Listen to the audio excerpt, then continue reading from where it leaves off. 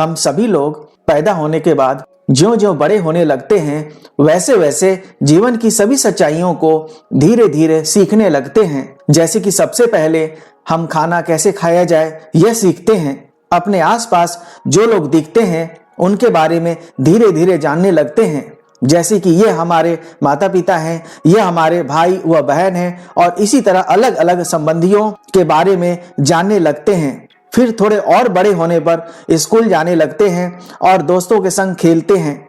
फिर और बड़े होने लगते हैं तो कॉलेज की पढ़ाई के बारे में सोचने लगते हैं। फिर नौकरी व काम धंधे के बारे में सोचते हैं। इसके बाद सभी लोग वैवाहिक बंधनों में बंध जाते हैं और अपने परिवार, बच्चों, काम धंधे, रोजगार में व्यस्त हो जाते हैं। यह एक दिनचर्या सा बन जाता है कि हमें रोज क्या करना है। लेकिन क्या कभी आपने सोचा है कि यही जिंदगी का मतलब है कि हमारे जीवन में खुशहाली हो, अपने परिवार व संबंधियों के बीच खुश हो और इस तरह से जीवन आगे बढ़ता रहे, और फिर बुढ़ापे के बाद, मृत्यु के बाद हमारा सब कुछ देखते ही देखते छिन जाता है। सालों की मेहनत व लगन से पढ़ने के बाद फिर रुपया पैसा कमाकर, मकान बनवाकर, परिवार को बनाकर फिर एक दिन सब कुछ छोड़कर चला जाना होता है। यह आखिर क्यों होता है? क्या कभी आपने सोचा है? क्या जो हमने अपनी जिंदगी पैदा होने से लेकर और मृत्यु तक गुजारी है वही सच है? यही जीवन है? हर किसी को क्यों एक दिन मरना ही होता है? अगर मनुष्य यह सोचता है कि यही जीवन है तो वह गलत है, क्योंकि जिंदगी का मतलब यह नहीं है। इस वीडियो में आज आपको जीवन की सही सच्चाई के बारे में बताया जाएगा, जो कि भगवान श्री कृष्ण हमें श्रीमद् भागवत गीता के माध्यम से बताना चाह रहे हैं। इसमें आप जान पाएंगे कि आप कौन हैं, आप यहाँ किस लिए आए हैं, यहाँ आपको क्या करना चाहिए और मृत्यु के बाद आपको क्या होना चाहिए। जीवन की सबसे बड़ी सच्चाई यह है कि जिस शरीर को हम अपना मानते हैं वो हमारा है ही नहीं। हम वास्तव में आत्मा है जो कि कभी खत्म नहीं हो सकता है। शरीर नाशवान है लेकिन आत्मा कभी नहीं मरता है। मृत्यु के पश्चात हमारा शरीर खत्म हो जाता है, वह पंच तत्वों में लीन हो जाता है, लेकिन आत्मा खत्म नहीं होती है। आत्मा अजर व अमर है। इसे ना तो मारा जाता है, ना काटा जा सकता है, ना जलाया जा सकता है, ना गीला किया जा सकता है और ना ही सुखाया जा सकता है। यह अविनाशी और नित्य है। इसका मतलब यह है कि हम यह मान लें कि हम जो भी हैं आत्मा है और कभी मरते नहीं हैं, केवल हमारा शरीर मरता है। आत्मा अपने कर्मों के अनुसार एक शरीर से दूसरे शरीर में जन्म लेता है, फिर मृत्यु को प्राप्त होता है, फिर एक नए शरीर को प्राप्त करता है। इस तरह से यह क्रम चलता रहता है।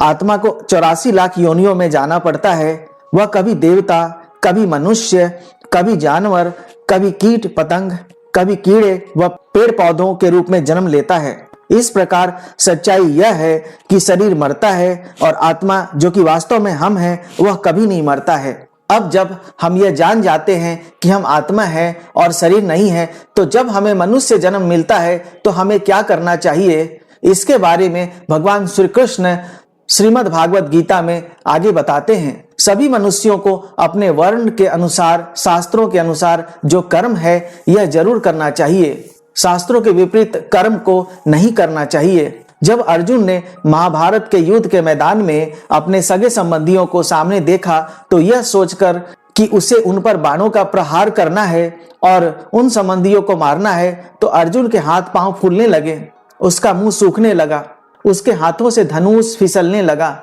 उसका शरीर कांपने लगा और वह हताश होकर अपने रथ पर बैठ गया। उसने भगवान श्री कृष्ण से बोला कि वह यह युद्ध नहीं करेगा और अपने सगे संबंधियों को नहीं मारेगा। तब भगवान श्री कृष्ण ने अर्जुन को शरीर न मानकर अपने को आत्मा मानने के लिए कहा और इस शरीर रूपी आत्मा का जो कर्तव्य है उसे निभाने के लिए कहा। अर्जुन जो कि क्षत्रिय था और युद्ध के मैदान में खड़ा था और उसका कर्तव्य था कि वह युद्ध के मैदान में युद्ध करे, चाहे उसके सामने विरोधी कोई भी हो। दूसरी बात यह कि अर्जुन धर्म के लिए अधर्म से युद्ध कर रहा था। कहने का मतलब यह है कि हमें अपने वर्ण के अनुसार जो भी कर्म मिलता है वो हमें करना चाहिए, उससे पीछे नहीं होना चाहिए। भगवान श्री कृष्ण ने कहा है कि वे भगवान हैं, उन्हें कोई भी काम करने की जरूरत नहीं है, फिर भी वे काम करते हैं और वे एक क्षण भी कार्य के बिना नहीं रहते हैं। इसी तरह सभी मनुष्यों को अपने कर्तव्य को धर्म के अनुसार जरूर करना चाहिए। हम सभी को अपने अपने परिवार व समाज के जो कर्तव्य हैं वह जरूर करना चाहिए।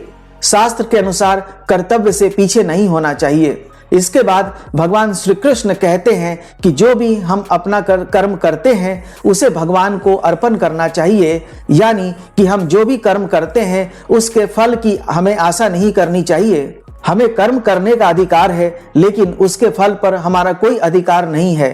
हमारे कर्मों का फल कुछ भी हो, हमें उसके बारे में ना सोचकर अपना कर्म व कर्तव्य करना चाहिए। इसके आगे भगवान श्री कृष्ण यह बताते हैं कि जब यह पता चल गया कि हम वास्तव में आत्मा हैं, हम कहां से आए हैं, यह जानना जरूरी है। भगवान श्री कृष्ण कहते हैं कि आत्मा का परमात्मा से नित्य संबंध है, यानी कि आत्मा का हमेशा से ही परमात्मा के साथ संबंध है और इन 84 लाख योनियों में घूमने के बजाय आत्मा को परमात्मा के पास जाना चाहिए, जहां से वह आया है। यह उसका हमेशा के लिए नित्य रहने की जगह है। अगर ऐसा नहीं होता है तो आत्मा लाखों करोड़ों वर्षों तक अलग अलग 84 लाख योनियों में ही भटकता रहेगा। इसलिए हम अपने को आत्मा मानकर और परमात्मा के साथ अपना नित्य और शाश्वत संबंध को मानकर जो मनुष्य जीवन मिला है उसमें अपने कर्तव्यों को निभाकर आखिर में मृत्यु के बाद बावजूद कि हमारे आत्मा को नया शरीर मिले, इसकी जगह पर भगवान के परम धाम में चले जाए, जहां भगवान के साथ नित्य प्रसन्न चित्त आनंद प्राप्त कर सके और फिर इस 14 लोकों के इस ब्रह्मांड में फिर कभी वापस नहीं आए। भगवान श्री कृष्ण कहते हैं कि जो मेरा परम धाम है वहां सूर्य या चंद्रमा की रोशनी नहीं है, वह अपने आप भगवान के तेज से प्रकाशमान है। जो वहां जाता है वह फिर कभी वापस लौटकर 84 लाख योनियों में नहीं भटकता है। मनुष्य जन्म बहुत ही दुर्लभ मिला है और मनुष्य शरीर से ही हम अलग अलग योनियों में भटकने को रोक सकते हैं। मनुष्य योनि प्राप्त करने के लिए देवताएं भी तरसते हैं। भगवान कहते हैं कि हमें सकाम कर्म की जगह पर अकर्म पर ध्यान देना चाहिए, यानी कि फल की आशा को छोड़कर कर्म करना चाहिए। भगवान कहते हैं कि हमें सकाम कर्म की जगह पर निष्काम कर्म पर ध्यान देना चाहिए, यानी कि फल की आशा को छोड़कर कर्म करना चाहिए और अपने कर्म को भगवान को अर्पण कर अकर्म करना चाहिए। इसका मतलब यह है कि कर्म भी कर लें और उस कर्म के फल स्वरूप फल की वजह से पाप या पुण्य में ना बंधे, क्योंकि अगर कर्म करेंगे तो या तो पुण्य पाप प्राप्त होगा या पाप प्राप्त होगा। अगर पाप होगा तो फिर जन्म लेना पड़ेगा और हमारे कर्मों के फल स्वरूप अगर पुण्य मिलता है तो भी हमें पुण्यों को भोगने के लिए नया शरीर मिलेगा। इन दोनों स्थितियों में हम अपने कर्मों से बंध जाएंगे। इसका समाधान यह है कि अगर हम निष्काम कर्म करें और अपने कर्म को भगवान को अर्पण करें तो हमें हमारे कर्मों का फल नहीं मिलेगा। निष्काम कर्म का मतलब यह है कि हमें किसी फल की आशा के विपरीत अपना कर्म करें। अपने कर्म को भगवान को अर्पण करने का मतलब यह है कि भगवान के अनुसार कर्म करना, जो कि शास्त्रों में बताया गया है। उस कर्म को करते समय यह मानते हुए करना कि जो भी मैं कर्म कर रहा हूँ इसे भगवान को खुश करने के लिए कर रहा हूँ और भगवान के लिए कर रहा हूँ। जैसे भगवान की पूजा अर्चना करना, नौकरी, काम धंधा या व्यवसाय करते समय यह मानना कि मैं भगवान के लिए कर्म कर रहा हूँ और जो भी रुपया पैसा मिलता है उसको भगवान को प्रसन्न करते हुए अपने परिवार में खर्च करें। भगवान और भगवान से संबंधित कार्यों में भी उसका हिस्सा खर्च करें। इस तरीके से जो भी कर्म होगा वो अकर्म होगा और उसका पाप या पुण्य नहीं मिलेगा। पाप और पुण्य नहीं मिलने से आत्मा को नया शरीर धारण नहीं करना पड़ेगा। भगवान श्री कृष्ण ने कहा है कि हमें अपने आप को प्रकृति के 3 गुण, सत्गुण, रजोगुण और तामस गुण से भी ऊपर उठना होगा, तभी हम भगवान के परम धाम को प्राप्त कर सकेंगे। भगवान श्री कृष्ण कहते हैं कि यह सारा जगत उन्हीं का बनाया हुआ है और वे प्रकृति में सभी जगह व्याप्त हैं, लेकिन वे इनमें लिप्त नहीं हैं। भगवान इन सब से परे अपने धाम में नित्य आनंद चित्त रहते हैं। आत्मा चूंकि भगवान का अंश है, इसलिए उसका भी स्वभाव नित्य आनंद चित्त रहना है, किंतु इस लोक में आत्मा आनंदित नहीं रह सकता है, इसलिए उसे नित्य शाश्वत आनंद के लिए भगवान के पास लौटना ही होगा। भागवत गीता में भगवान श्री कृष्ण ने बताया है कि वे आदि पुरुष हैं और उन्हीं से सारा जगत बना हुआ है। उन्होंने ही यह सारा जगत बनाया है। भगवान श्री कृष्ण से ही सभी देवताओं, ऋषि मुनि, जानवर, पशु पक्षी, कीड़े मकोड़े व पेड़ पौधों का सृजन हुआ है। भगवान श्री कृष्ण ही ब्रह्मा जी के रूप में सृष्टि निर्माण, श्री विष्णु जी के रूप में सृष्टि का पालन व श्री शिव जी के रूप में सृष्टि का संहार करते हैं। भगवान श्री कृष्ण ही परमात्मा स्वरूप सभी प्राणियों में व्याप्त रहते हैं। भागवत गीता के उपदेश के बीच भगवान श्री कृष्ण ने अपना विराट रूप दिखलाया, जिसमें अर्जुन को भगवान का रूप बहुत ही विकराल लगा, जिसका कोई अंत नहीं था। अर्जुन ने भगवान के विराट रूप में सभी देवी देवताओं को प्रतिष्ठित देखा और यह भी देखा कि सारे योद्धा उनके मुख में समाये जा रहे हैं। भगवान श्री कृष्ण गीता के माध्यम से हमें बताना चाह रहे हैं कि भगवान तक पहुंचने के कई साधन हैं, जैसे कि कर्म योग, जिसमें कि निष्काम कर्म होना चाहिए, ध्यान योग, सांख्य योग और भक्ति योग। इसमें कर्म योग को आप लोग पहले जान चुके हैं।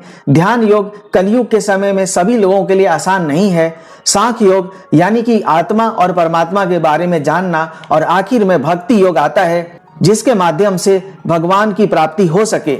भगवान श्री कृष्ण भागवत गीता के आखिरी में अर्जुन को सबसे गुप्त बात बताते हैं, जो कि महानतम गुप्त यानी परम गुह्य ज्ञान है। भगवान श्री कृष्ण कहते हैं कि अगर हमें जन्म मरण के बंधन से छुटकारा पाना है और प्रकृति के 3 गुणों सतगुण, रजोगुण और तमोगुण से ऊपर उठना है, तो हमें सभी धर्मों को छोड़कर एकमात्र भगवान श्री कृष्ण की भक्ति करनी चाहिए, जिसमें कि लगातार उनके बारे में चिंतन करना चाहिए, उनकी पूजा करनी चाहिए और उनको प्रणाम, नमस्कार और आदर देना चाहिए। इस प्रकार भगवान कहते हैं कि वे वचन देते हैं कि जो भी ऐसा करेगा वह निश्चय ही भगवान श्री कृष्ण के पास जाएगा। और आखिर में भगवान कहते हैं कि सभी धर्मों को छोड़कर एकमात्र मेरे शरणागत हो जाने पर मैं सभी पापों से उद्धार कर दूंगा। इसमें कोई शंका नहीं है। भगवान कहते हैं कि ऐसा करके फिर मनुष्य निडर हो जाए, क्योंकि भगवान